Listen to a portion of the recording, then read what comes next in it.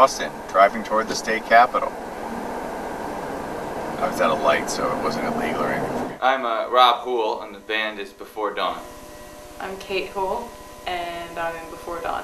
What's the difference between the show laptop and this laptop? The show laptop is smaller and has less stuff running on it. Well, this is the bigger laptop, which, you know, is a bigger screen, so I do all of my work on it.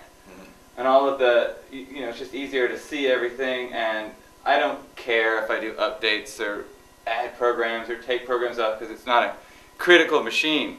I can pound on it. I can even blow away the operating system. But my show laptop is really, it's a 12-inch PowerBook, and it's really lean. The operating system, I don't mess with it, I don't update it. I just put Digital Performer on it, and all it does is play back the music live. Because I had a disaster once. Tell me the disaster. Well, I had updated it to the Leopard, and it's a PowerBook. And if you know, the Leopard is really designed for the Intel-based Macintoshes. And it was a PowerPC. And we were on stage, it was a party, people were ready to jam out, and we're sitting there, and I hit the pedal to start the song, and the laptop just croaked. Three times in a row. Play about 5 seconds of the song. 5 seconds of the song, and then just stop. Crickets. Crickets. Angry crickets. So basically what you're saying is you keep the laptop in a live situation simple as can be. As much RAM as it can handle, simple as can be. Exactly. And the way that I'm starting songs here is through actually inside of this suitcase, which I made for this. You gotta get the suitcase. Yeah, because our whole idea was to be a really portable band, to basically get in an airplane and fly somewhere, maybe hire amplifiers, you know.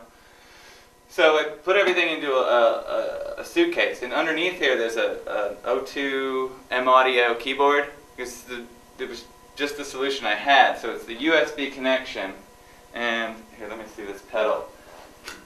The way you go to the next song is, normally this is sitting on my pedal board. You hit that and it goes right to the next song.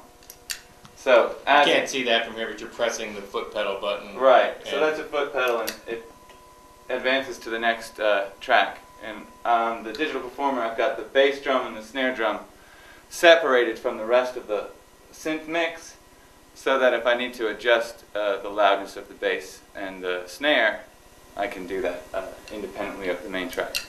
Then there's the Tascam, which I bought, which is brand new. They just came out with these. It's kind of like the PC version of the old Tascam tape track machines. Remember those? Right, the 424s, which I still have. Right, which were great. And this is like the, you know, the not PC, but the computer version, the digital version of it. Well, the computer version of it, for lack of a better term. Now, so you guys, what you do is you're not just playing, you're not just like setting up loops and playing them, you're playing along with what you play. So when you play along... And all of our loops are totally generated by us. We don't use any pre-programmed loops that are in any of the programs. So there's no like... doom, doom, doom, doom. No, there's no samples, no Vanilla Ice. No samples. I mean, we'd consider using a sample if it was something cool and weird that we liked. We have a sample from an old French carousel that we want to use, which is really creepy. Right.